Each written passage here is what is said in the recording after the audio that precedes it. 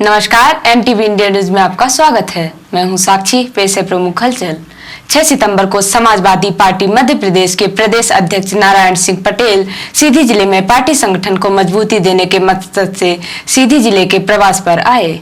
प्रवास के दौरान समाजवादी पार्टी के प्रदेश सचिव राम प्रताप यादव, संभाग के प्रभारी धर्मेंद्र सिंह चौहान मौजूद थे। जिले के प्रवास पर आए समाजवादी पार्टी के प्रदेश अध्यक्ष का पार्टी कार्यकर्ताओं ने वाहन रैली निकालकर जोश खरोश के साथ स्वागत किया। इस दौरान प्रदेश अध्यक्ष ने शहर के कलेक्ट्रेट तिराहे पर शिव बाबा साहब अम्बेडकर और गांधी चौराहे में स्थित महात्मा गांधी की प्रतिमा पर माल्यार्पण किया।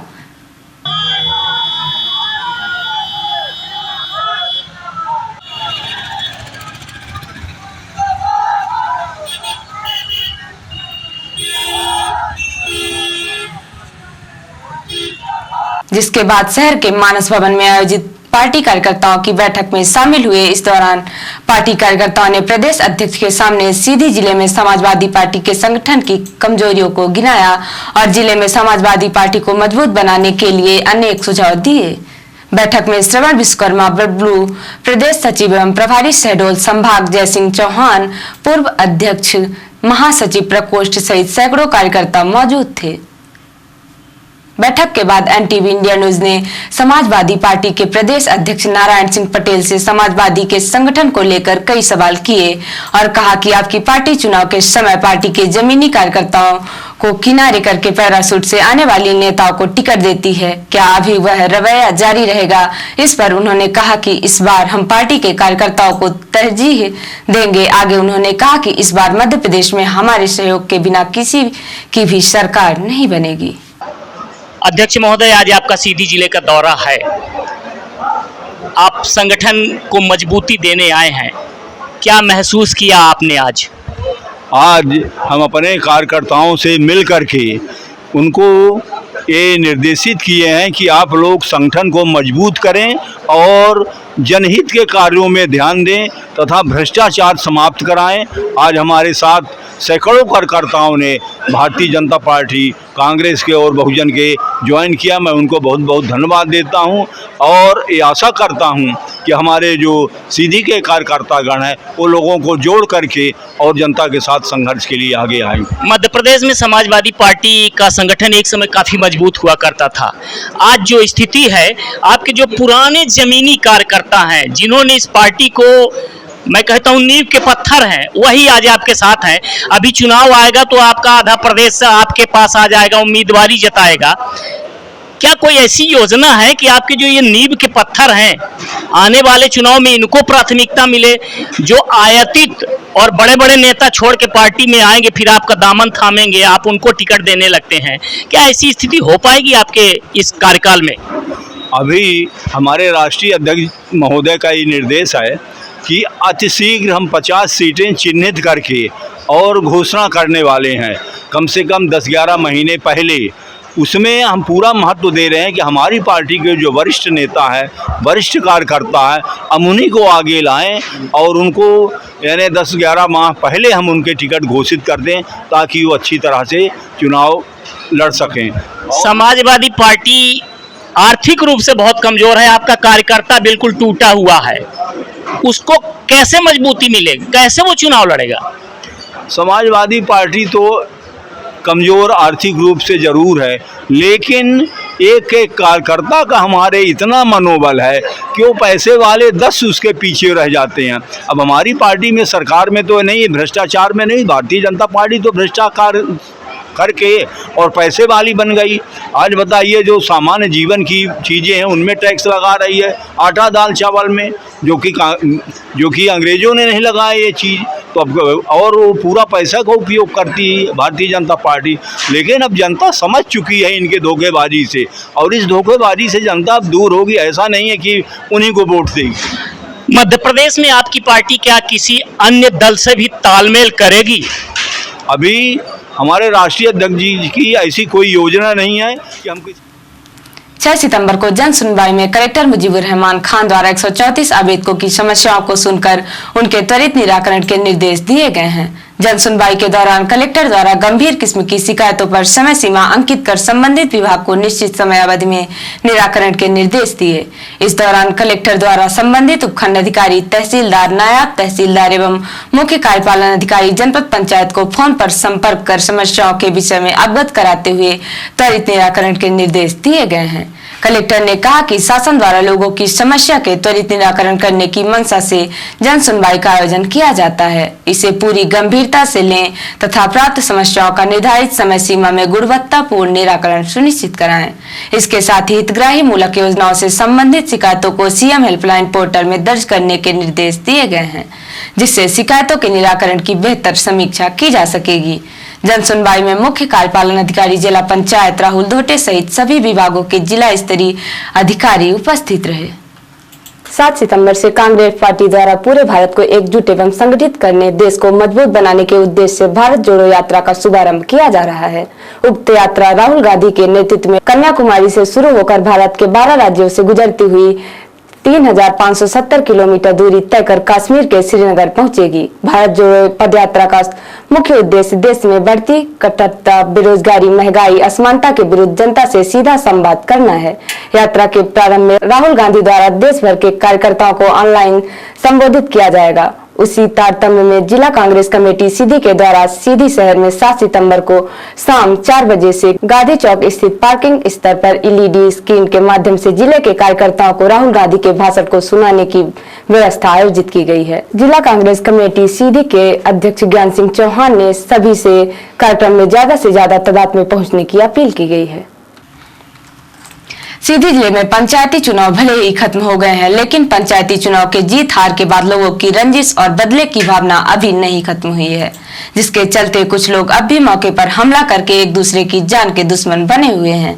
ऐसा ही एक मामला जनपद पंचायत सीधी पिपरोहर टोला करनिया थाना कोतवाली सीधी से सामने आया है, जिसमें गांव में सरपंच का चुनाव जीतने वाली श्रीमती अनीता साकेत पति सुफल साकेत के साथ चुनाव लड़कर हार जाने वाले धनुका साकेत, उनके कई लड़के और फूलकली साकेत ने गांव की नवनिर्वाचित सरपंच अनीता साकेत के घर पर सामूहिक रूप से हमला कर दिया और उन्हें उनके पति को गंभीर चोटें पहुंचाई, जिनके वीडियो भी वायरल हैं।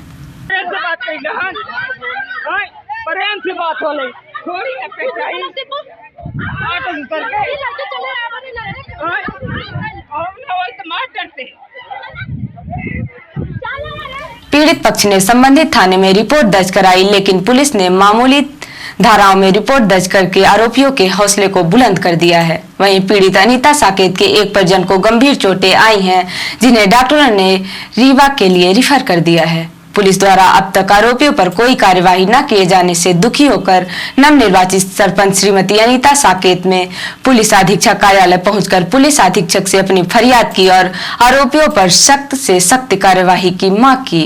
पुलिस अधीक्षक को अपनी शिकायत का आवेदन देने आई सरपंच अनीता साकेत और उसके परिजनों ने अपने साथ घटित घटना की जानकारी दी और कहा कि उन्हें कहीं से न्याय नहीं मिल रहा है और उनकी कोई सुनवाई नहीं हो रही है।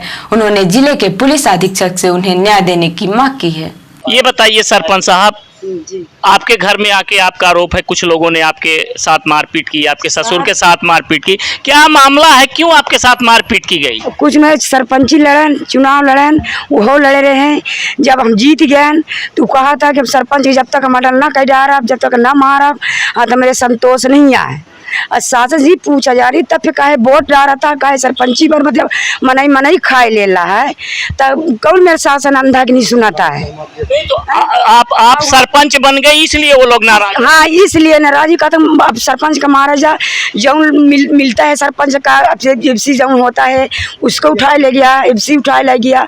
हमारे घर अंदर से बुढ़वा के 50,000 रुपया ले गए, एक देवरानी के ले गए, सर ओका ले गए, हमका मारा गा नगद सैंच नगद माई नगद टांगी से बांट से तुम्हारा देखा। अब आप ये बताओ, जिस तरह की घटना की है आपकी रिपोर्ट दर्ज हो गई क्या? दर्ज हो गई है, कोई सुनती नहीं है तो क्या पता दर्ज है, नहीं सुन रही। आप सरपंच हो, अब आपकी जान का खतरा है तो हाँ। पुलिस आपको सुरक्षा नहीं दे रही है?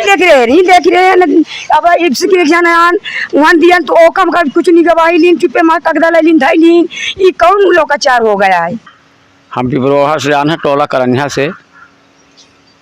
क्या घटना हुई, किसने आपके साथ मारपीट की है? धनु उनका लड़का 4-5 जने 7-8 जने 10 जने 3 बजे के दिन घटना भय 31 तारीख का हो 31 तारीख का हमारे यहाँ आके दुआरे हमला डारी का हमारे बहू रही एक नातिन रही और हम रहें हमारे मतलब भीतरे सकाई के हमको लोगन का मारी नहीं अब मारी के जौन है अब कपार फाड़ दीन हाथे में नसी तोड़ दीन अब भीतरे जाए का ताला तोड़ का 2 आवास का पैसा जौन है हम जौन गहना रहा जौन चांदी रही ओका निकाल दीन मार के पीट दीन पुलिस गई हन से खून वहां दिखी जांच में हम नहीं रहन करी जांच की नहीं करी मोबाइल में हमारे खून है। क्या चाहते हैं आप? हम उनका जेल चाहते साहब। पुलिस अधीक्षक सीधी से प्राप्त प्रतिवेदन अनुसार आम जनमानस एवं प्रतिष्ठानों की सुरक्षा निश्चित करने तथा अपराधों पर नियंत्रण को दृष्टिगत रखते हुए कलेक्टर एवं जिला मजिस्ट्रेट मुजीबुर रहमान खान द्वारा दंड प्रक्रिया संहिता 1973 की धारा 144 के तहत प्रदत्त शक्तियों को प्रयोग में लाते हुए सीधी जिले के समस्त मकान मालिकों, होटल, लॉज से संचालकों को निर्देशित किया गया है कि किसी भी व्यक्ति की पहचान स्थापित किए बिना कमरे उपलब्ध न कराएं एवं व्यक्तियों के नाम, मोबाइल नंबर, फोटो, एक ID कार्ड सुरक्षित रखें तथा आवश्यकता होने पर निकटतम थाना चौकी में आवश्यक रूप से उपलब्ध कराना सुनिश्चित करेंगे। पुलिस अधीक्षक जिला सीधी द्वारा प्रतिवेदित किया गया है कि वर्तमान में बाहर के लोग आकर जिले में किराए के मकान या होटल, लॉज में रुकते हैं, पश्चात में विभिन्न चोरी, लूट इत्यादि आपराधिक प्रकरणों में संलिप्त रहते हैं। आम जनमानस एवं प्रतिष्ठानों की सुरक्षा सुनिश्चित करने तथा अपराधों पर नियंत्रण हेतु यह आवश्यक है कि मकान मालिकों, होटल, लॉज के मालिकों के लिए बाध्यकारी निर्देश जारी किए जाए। उक्त को दृष्टिगत रखते हुए जिला मजिस्ट्रेट द्वारा आदेश जारी किया गया है। मध्य प्रदेश कांग्रेस कमेटी के प्रदेश उपाध्यक्ष लालचंद गुप्ता ने जारी बयान में बताया कि भारतीय जनता पार्टी की शिवराज सरकार का एक और महाघोटाला फिर सामने आया है, जहां मध्य प्रदेश के आंगनबाड़ी केंद्रों में राशन का वितरण सिर्फ कागजों में हुआ है, जो पात्रों तक पहुंचा ही नहीं। राज्य के अकाउंटेंट जनरल के रिपोर्ट के मुताबिक बच्चों एवं महिलाओं के पोषण आहारों को ले जाने के लिए ट्रकों का इस्तेमाल बताया गया था, लेकिन जब इसकी जाँच हुई तो पता चला कि जो ट्रकों के नंबर कागजों में दर्शाए गए थे वह तो मोटरसाइकिल, टैंकर, ऑटो और ट्रैक्टर के नंबर थे और इसके साथ साथ पात्र लाभार्थियों की संख्या भी खूब बढ़ा चढ़ाकर बताई गई है। अकाउंटेंट जनरल के मुताबिक इस प्राथमिक जांच में लगभग 110 करोड़ के राशन को कागजों में ही बांटकर उड़ा लिया गया, जहां एक और भाजपा की केंद्र और राज्य सरकार महिलाओं को पोषण युक्त राशन और बच्चों के कुपोषण को कम करने के फ्री राशन देने का दावा करती है और उसको बांटने में फोटो लगवाकर उसका धूमधाम से प्रचार करती है और श्रेय लेती है, तो वहीं भाजपा के शिवराज सरकार सिर्फ कागजों में राशन बांट रही है और भाजपा के नेता और शासन के कर्मचारी के मिलीभगत से दोनों मजे मार रहे हैं और प्रदेश के बच्चे कुपोषित होते जा रहे हैं और गर्भवती महिलाएं दम तोड़ती जा रही हैं। इसी वजह से हमारा मध्य प्रदेश नवजात शिशु के मृत्यु दर के आंकड़े में भारत में पहले नंबर में है और गर्भवती महिलाओं के मृत्यु दर के आंकड़े में देश भर में दूसरे नंबर में है। फिर भी यह भाजपा सरकार इनकी जिंदगी उसे खिलवाड़ कर रही है। श्री गुप्ता ने कहा कि जनता भाजपा की कथनी और करनी को भली भांति जान चुकी है और जिस तरह से भाजपा द्वारा संवैधानिक संस्थाओं का दुरुपयोग किया जा रहा है और उसे सिर्फ विपक्ष की आवाज बंद करने के लिए उपयोग किया जा रहा है, जनता इस खेल को जान चुकी है और आगामी चुनाव में इसका जवाब देगी। और अब पेश है प्रादेशिक हलचल। एमपी में ऑनलाइन गेमिंग रोकने जुआ एक्ट में होगा संशोधन। गृह मंत्री डॉक्टर नरोत्तम मिश्रा बोले 3 महीने में तैयार होगा online gaming act. Take home ration में CAG की रिपोर्ट को लेकर मचे बवाल पर मंत्री ने रखा एमपी सरकार का पक्ष। पीएम मोदी बर्थडे पर 17 सितंबर को एमपी आएंगे। कूनो नेशनल पार्क में चीतों की शिफ्टिंग कार्यक्रम में होंगे शामिल और एमपी में 17 सितंबर से 5 अक्टूबर तक होंगे ट्रांसफर। शिवराज कैबिनेट ने हटाया तबादलों से प्रतिबंध। और अब पेश है राष्ट्रीय हलचल। 2024 के लोकसभा चुनाव को लेकर भाजपा की तैयारी शुरू। 2019 में पार्टी जहां हारी उन 144 सीटों को लेकर मीटिंग। पीएम मोदी और शेख हसीना के बीच बैठक। पीएम मोदी बोले भारत और बांग्लादेश के संबंध नई ऊंचाइयां छुएंगे। पाकिस्तान ने 8 महीने बाद तोड़ा सीज फायर। अर्निया सेक्टर में BSF के जवानों पर की फायरिंग, मिला करारा जवाब। और यूक्रेन से लौटे मेडिकल स्टूडेंट को राहत। नेशनल मेडिकल कमीशन ने दी NOC, दुनिया के किसी भी कॉलेज से कोर्स पूरा कर सकेंगे। तो ये थी आज की प्रमुख हलचल। नमस्कार।